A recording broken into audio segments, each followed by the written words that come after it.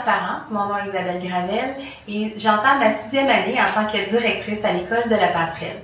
Comme nous n'avons pu vous recevoir le 19 mai dernier lors de la séance d'information pour les futurs parents de l'école, nous avons préparé cette vidéo afin de vous fournir le plus d'informations pertinentes possible pour assurer la transition à l'école en septembre prochain. Nous ne connaissons pas encore toutes les modalités qui seront recommandées par la santé publique, mais soyez assurés que nous serons fin prêts pour accueillir votre enfant et vous à la rentrée scolaire à l'automne et ce, en toute sécurité.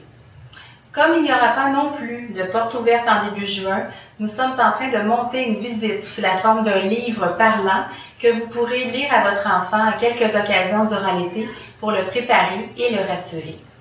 Si vous avez des questions qui demeurent en suspens suite au visionnement de cette présentation, n'hésitez surtout pas à nous écrire et nous vous donnerons suite dès que possible. Débutons la présentation de la clientèle. Nous sommes une école de 17 groupes, dont un groupe en classe spécialisée pour le développement social et communicatif. Alors sur ce, je laisse la parole à ma collègue Nathalie Lefebvre, technicienne en service de garde. Alors bonjour chers parents, à mon tour de vous souhaiter la bienvenue dans notre école. Je m'appelle Nathalie Lefebvre, je suis la technicienne du service de garde et des dîneurs. Je vais donc tenter de vous expliquer le fonctionnement. Vous avez deux choix. Le premier choix, c'est dîneur et un autre, service de garde. Les deux services sont offerts à tous les enfants qui fréquentent l'école. Pour les enfants qui dînent à l'école seulement, ce sera un service bonifié, un ratio de 1,24. Bien sûr, nous nous ajusterons aux directives ministérielles. Le montant est de 365 $ pour un premier et deuxième enfant. Moitié prix, si troisième enfant au primaire dans une école de la CSP. Les élèves mangent dans une classe, accès au micro-ondes. Important, chers parents, de bien identifier les plats et de nommer à votre enfant ce qu'il mange le matin. Et d'ajouter aussi, je dirais, les ustensiles dans la boîte à lunch, tout ce dont votre enfant aura besoin pour un bon repas. Aussi, vous pouvez commander des repas traiteurs avec les petits chefs 24 heures à l'avance. Les repas sont bons, les enfants apprécient bien, c'est santé et c'est facile à commander sur le site. Ensuite, je vais vous amener au service de garde. Si votre enfant est inscrit au service de garde, ça veut dire qu'il est inscrit à une période, à 2 périodes par jour minimum. Donc, ça peut être matin-midi, midi-soir, matin-midi-soir.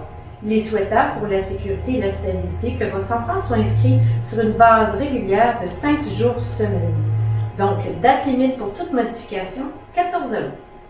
Les heures du service de garde, bien sûr, 6h45 à 18h. 8,50 $ par jour, payable chaque mois. Un ratio de 1 éducateur pour 20 enfants, avec éducatrice en service de garde, oui. Aliments sains. Attention aux allergies. Évitons les produits allergènes. Une liste des enfants sera remise aux enseignantes en septembre. Identifiez tous les objets et vêtements, s'il vous plaît. Tous nos enfants ont le même âge et à peu près la même grandeur de vêtements et de petites bottes. Donc, un objet perdu retrouve plus vite son propriétaire s'il est bien identifié. Maintenant, je vais vous parler de sécurité. Vous savez, nous ici à la Passerelle, la sécurité, c'est quelque chose qui nous tient à cœur. Donc, en tout temps, vous devez accompagner votre enfant jusqu'à l'éducatrice qui s'occupera de lui. Donc, vous entrez par la porte principale numéro 1, matin et soir. Le matin, il y aura un tableau qui vous indiquera où se trouve le groupe de votre enfant. C'est là que vous devrez le reconduire. Auparavant, vous devrez avec lui aller porter ses effets personnels à son crochet de classe. En fin de journée, encore, vous aurez à vous présenter au bureau d'accueil. Il y aura une surveillante qui vous dirigera et qui contrôlera le départ de chaque enfant.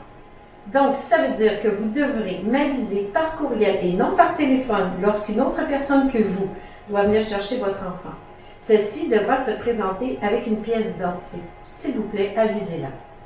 Bien sûr, encore une fois, nous nous ajusterons aux règles ministérielles pour la rentrée. Bien sur ce, merci et au plaisir de vous rencontrer en septembre. Je vous souhaite un bel été.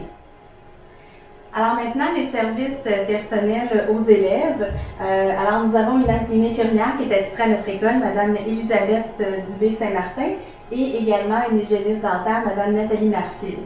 Soyez assurés que pour avoir une intervention auprès de votre enfant, il va y avoir soit un appel ou soit une autorisation qui va être signée auprès des parents. Nous avons maintenant en psychologie Mme Nkuji Mafalanka. qui est avec nous depuis quelques années déjà et qui fait un travail formidable.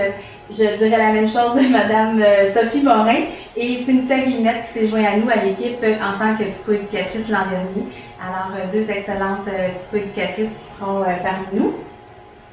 Nous avons également comme orthophoniste, pour l'instant, une orthophoniste, possiblement deux. Alors, nous avons Madame Joanie Bouchard qui sera avec nous à raison de 4 jours semaine.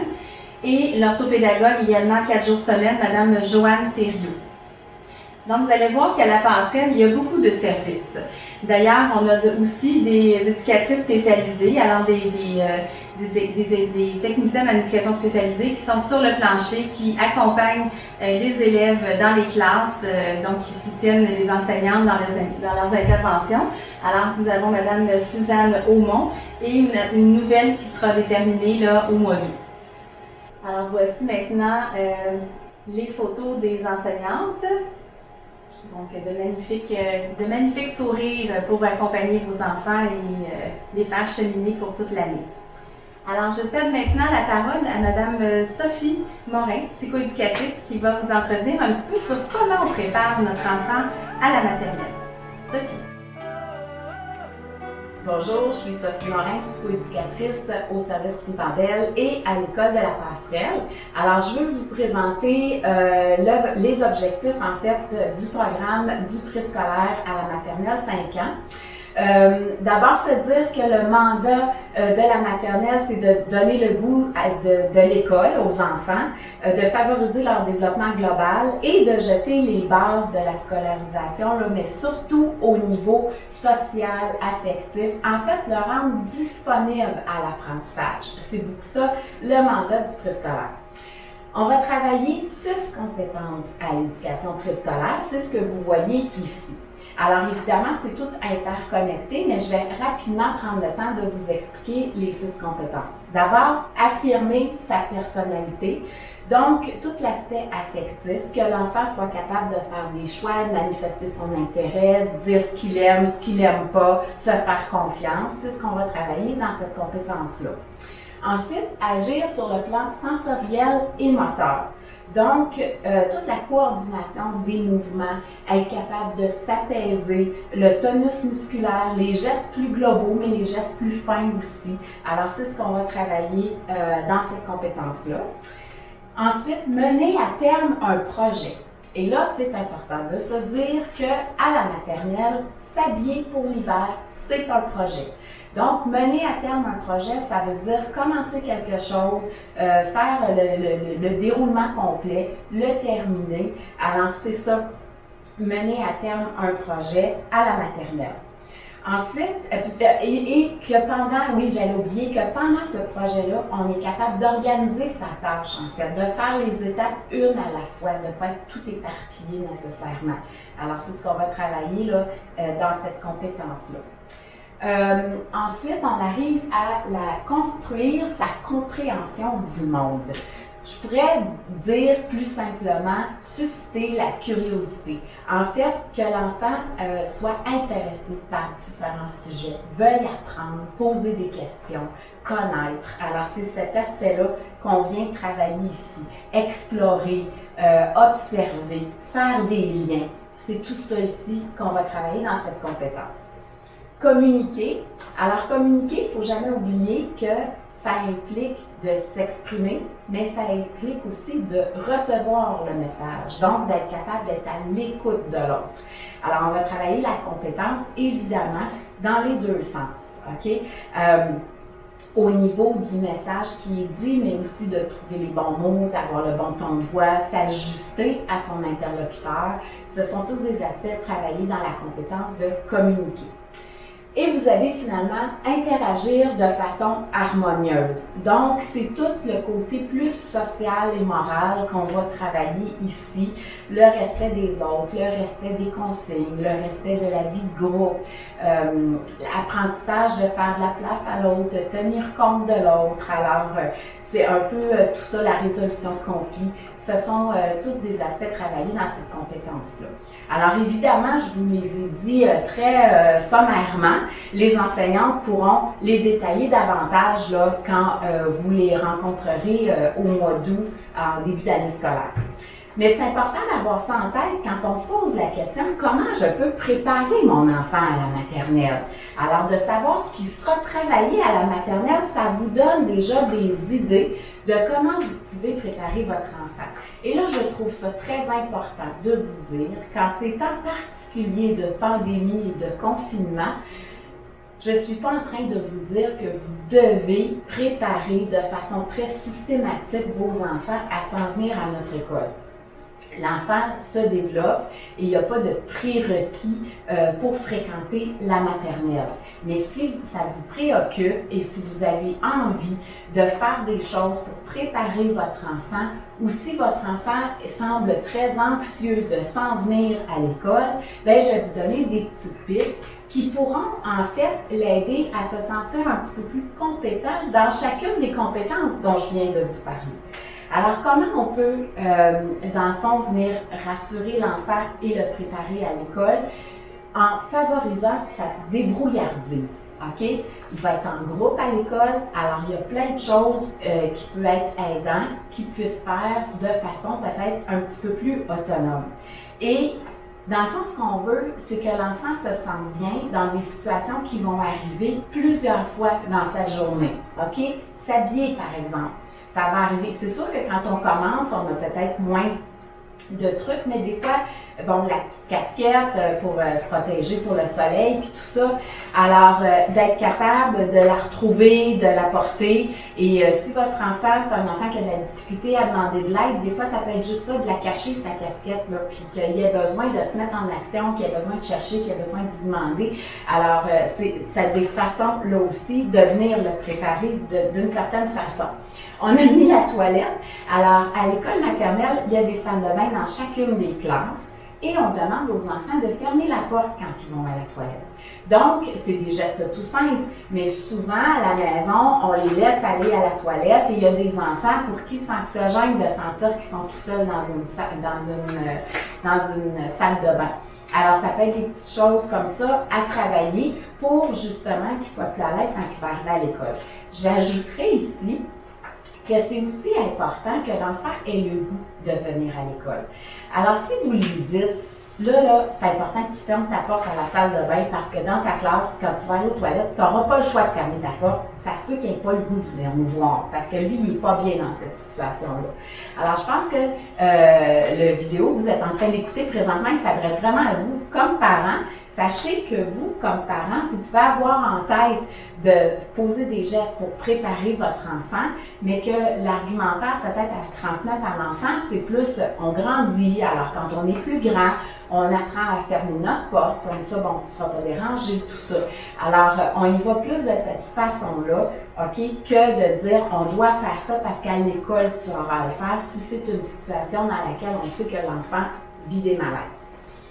La boîte à lunch, tous les jours, il y aura 2 collations à gérer, il y aura sa boîte à lunch à gérer. Alors ça, ce sont des mouvements qui reviennent quotidiennement. Là aussi, s'il se sent compétent et adéquat pour ouvrir son petit yogourt, ouvrir sa compote, savoir par quoi commencer quand il ouvre son lunch.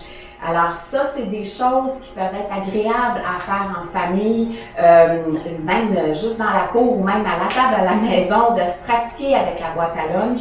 Est-ce que je mange mon dessert en premier ou est-ce que je mange mon sandwich? Alors vraiment de gérer, de placer ça de la bonne façon, de pouvoir ouvrir ses petits pots ou d'être capable de demander de l'aide s'il n'y arrive pas. Alors ça, c'est des gestes qui vont revenir à tous les jours. S'il se sent compétent là-dedans, ça peut aider à ce qu'il s'adapte plus facilement à son environnement. Alors, le mettre en contact avec d'autres enfants, c'est sûr que là, c'est pas évident, on s'entend, mais si c'est possible, ceux qui ont des frères et sœurs, il y a plein de choses, vous l'avez vu, hein, le confinement a amené des conflits, partager l'espace, partager les jeux, attendre son tour, le parent ne peut pas répondre à tout le monde en même temps, et c'est correct. Et c'est correct. Et si votre enfant n'a pas la possibilité de vivre ce type de relation-là, il vivra à l'école, tout simplement. Mais en fait, ce qu'on veut dans la débrouillardise, c'est qu'il soit capable de trouver des solutions s'il vit des petits conflits ou des choses comme ça. Fait que des fois, juste là, quand ils viennent, les enfants, là, ça marche pas. Avez-vous essayé quelque chose, tu sais, avant de le régler pour eux? Alors ça peut être aidant. Et évidemment, on le voit avec l'adulte, donc qu'il soit capable de demander de l'aide, ça va être protecteur aussi parce que il y a plusieurs enfants dans une classe, alors il y a besoin là, de s'affirmer s'il y a besoin d'aide à l'occasion. L'autre façon de pouvoir préparer l'enfant à la maternelle et en fait de développer toutes les compétences là, nécessaires et qu'on va travailler aussi à la maternelle pour éventuellement aller vers des apprentissages qui sont plus formels quand tu seras en première année, alors c'est de favoriser le jeu. L'enfant, à 4 ans, à 5 ans, il apprend en jouant. Il apprend plein de choses en jouant. Alors, laissez-le jouer. Il va développer plein de choses. Vous voyez des exemples ici. Oui, ça peut être de faire des petits jeux de société en famille, mais la pâte à modeler, c'est un outil où l'enfant va développer sa dextérité manuelle, le tonus dans ses doigts, dans ses mains, tout ça, qui est très favorable. Tous les jeux moteurs, là, donc quand l'enfant joue dehors, lancer le ballon, tout ça, avant d'aller travailler des gestes plus fins comme de tenir un crayon éventuellement, il faut qu'il soit solide au niveau de son tronc musculaire et tout ça. Donc, c'est toutes des choses qui vont favoriser éventuellement qu'il soit plus disponible à des apprentissages plus spécifiques là, quand il sera rendu au primaire. Donc, donner le goût des histoires et puis s'imaginer des histoires. Là. Les enfants qui font des châteaux de sable puis qui s'imaginent toutes sortes de scénarios là-dedans, là, c'est super, OK? Ils développent leur imaginaire, ils développent d'être en interaction aussi, d'entendre l'idée que l'autre, que ce soit le parent ou un autre enfant, puis de construire à partir de ça. Donc, le jeu, sous toutes ses facettes, quand ils jouent avec des blocs, ils voient ce qui est plus gros, ce qui est plus petit. Hein? Si on met le plus gros sur le plus petit, ça ne tient pas. C'est les quantités qu'on apprend quand on fait ça. Des fois, il va trier par couleur, il va trier par grandeur, il va trier... Alors, c'est toutes des choses qui vont venir favoriser aussi son développement. OK? Alors, voilà pour les casse-têtes aussi. Bon, je pense que vous connaissez, vous avez certainement à la maison différents types de jeux qui vont permettre à l'enfant là, de se développer et de le préparer à s'en venir chez nous. Comment aussi le préparer à s'en venir à la maternelle? En communiquant avec lui. En fait, en communiquant avec lui, oui, pour vérifier c'est quoi sa perception à lui. C'est important des fois, puis je me rends compte de ça là, avec cette pandémie. J'ai communiqué avec plusieurs parents qui ont eu le souci de bien expliquer à l'enfant ce qui se passait. Et c'est très bien. Alors d'expliquer qu'il va s'en venir à l'école, tout ça, c'est très bien, mais de prendre aussi le temps de voir qu'est-ce qu'il a compris de vos explications. Qu'est-ce qu'il a assimilé? Comment il se sent, lui, dans cette situation-là? Alors, si vous êtes capable à un moment donné, et ça peut se faire de façon très informelle, on prend une marche à un moment donné, on en jase, là, des trucs comme ça. Donc, oui, d'expliquer, mais d'essayer d'avoir la perception de l'enfant aussi pour être capable d'aller répondre vraiment à ses interrogations. L'autre chose, de ne pas hésiter à communiquer avec l'école si vous avez des inquiétudes particulières par rapport à l'adaptation de votre enfant. Vous êtes les premiers éducateurs de vos enfants, vous les connaissez bien. Alors, s'il y a quelque chose qui vous préoccupe, n'hésitez pas à communiquer avec l'école et on saura vous orienter vers la personne de l'école qui pourra le mieux vous soutenir par rapport à ça et répondre à vos interrogations. Et on pourra même s'entendre pour faire des interventions peut-être là, qui vont permettre une transition harmonieuse pour votre enfant à l'école. Alors, parfois, ça peut être un peu difficile d'essayer de communiquer avec un enfant qui, des fois, est plus intériorisé, qui verbalise pas beaucoup. Alors, vous allez voir sur la prochaine diapo que nous avons mis là, des types de volumes qui parlent, en fait, de l'école, de la rentrée scolaire, tout ça. C'est que des fois, de lire un livre, ça peut aider. Je sais que là, à l'heure où on filme, les bibliothèques ne sont pas encore réouvertes, mais il y a des projets de réouverture de bibliothèques, entre autres, quand on sait très bien le titre du livre, là, je pense qu'on va pouvoir communiquer et pouvoir aller les chercher. Les librairies sont réouvertes depuis cette semaine. Alors, ça peut être des beaux outils. Il est possible aussi, je pense qu'il y a des liens aussi sur Internet où on parle un peu de la maternelle. Alors, si jamais vous avez des questions, n'hésitez pas à communiquer avec l'école et ça nous fera plaisir de vous répondre. Alors, transport scolaire maintenant. Donc, pour les élèves de la maternelle, en fait, c'est 800 mètres pour avoir accès au transport scolaire. Alors, évidemment, vous n'êtes pas obligé d'utiliser l'autobus. Vous pouvez venir reconduire votre enfant à l'école, mais pour avoir accès à l'autobus, c'est vraiment cette distance-là entre l'école et la maison. Ce qui est très particulier avec notre clientèle, c'est d'avoir un parent ou un adulte ou un grand frère ou une grande sœur qui attendent à l'arrêt, donc à tous les jours, pour accueillir votre enfant là, qui va descendre de l'autobus. Alors, s'il n'y a personne malheureusement à l'arrêt, le chauffeur ne fait pas descendre l'enfant et revient le retourner à l'école et on vous appelle pour venir le chercher à l'école. Alors, c'est sûr que c'est un détour pour les chauffeurs, donc si ces détours-là doivent être fréquents pour le même élève, alors malheureusement, il va y avoir des frais qui vont être chargés aux parents concernés. Donc, c'est important d'avoir en tête de toujours avoir quelqu'un à l'arrêt et de nous laisser les premières semaines, je vous dirais, là, les premiers jours, les premières semaines, le temps de pouvoir roder l'itinéraire comme il faut. Donc, les enfants, des fois, ne connaissent pas tout à fait exactement, bon, c'est où leur maison, tout ça. Donc, c'est plus long pour le chauffeur là, de faire le trajet dans les premières semaines. Alors, on vous demande d'être patient et plus l'itinéraire, le temps va avancer, plus l'itinéraire va se faire rapidement. Alors, on vous demande un peu de patience. Si vous avez des informations, des commentaires à formuler au service de transport, c'est vraiment au service de transport qu'il faut s'adresser en composant le numéro suivant.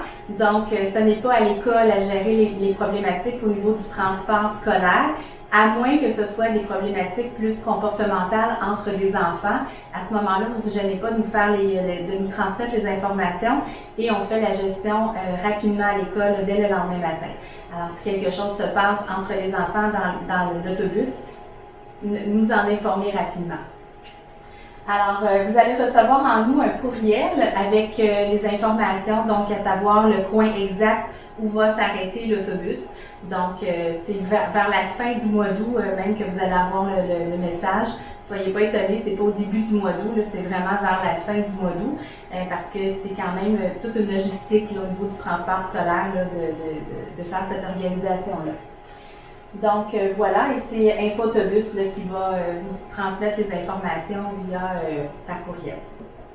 Nous allons avoir une rentrée progressive, donc à la maternelle. Vous n'êtes pas étonnés d'entendre ça, probablement. Alors, le 1er septembre, il va y avoir une demi-journée, en fait, garçons et filles séparés. De 10h à 11h30, ce sont les garçons, et les filles de 14h à 15h30. Donc, vous pouvez déjà mettre à votre agenda à quel moment vous allez accompagner votre enfant à l'école. Alors, il n'y a pas de service de transport qui est inclus cette journée-là. Vous arrivez avec votre enfant et vous repartez avec votre enfant.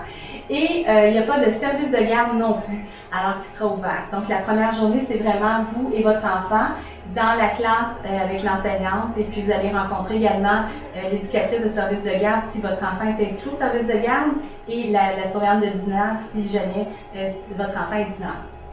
Le 2 septembre, donc le lendemain, le service de garde est ouvert en après-midi seulement. Il est fermé le matin. Le service de dîneur est fermé. Et les enfants viennent seulement de 9h20 à 11h30, mais tous les enfants ensemble. Alors, les garçons, les filles, de 9h20 à 11h30, et on prévoit une collation. Le 3 septembre, alors tout est ouvert, le service de garde, le service de dîneur, le transport est disponible également. Même chose, 9h20 à 11h30 pour l'ensemble des élèves, et on prévoit aussi une collation pour la matinée. Et dès le 4 septembre, donc il y a 3 journées d'entrée progressive, dès le 4 septembre, Donc, c'est l'horaire régulier qui commence pour tous les élèves. Donc, évidemment, vous allez avoir une rencontre, à moins que la santé publique en décide autrement, une rencontre avec les enseignantes avant la rentrée de votre enfant. Alors, en principe, ça devrait être le 27 août. Vous allez recevoir une liste personnalisée par l'enseignante qui va vous être donnée. Et il va y avoir une liste commune qui, elle, sera déposée sur le site de la commission scolaire, le site web de notre école. En fait, il va y avoir deux listes. Alors, une liste commune, donc des choses qui sont les mêmes pour tout le monde, et la liste plus personnalisée qui appartient à chaque enseignant qui vous sera remis le 27 août. Alors ici, on vous donne une idée là, de ce que va ressembler la liste commune. Alors, si vous avez des achats déjà à prévoir, vous pourrez le faire sans problème. Le stationnement, alors c'est très important de vous nommer que nous avons 2 très petits stationnements pour l'ensemble du personnel. Alors on demande votre indulgence à l'effet de nous réserver les places de personnel dans le stationnement. Alors on vous demande de stationner dans les rues avoisinantes à l'école pour laisser la place là, à tout le monde qui travaille à l'école.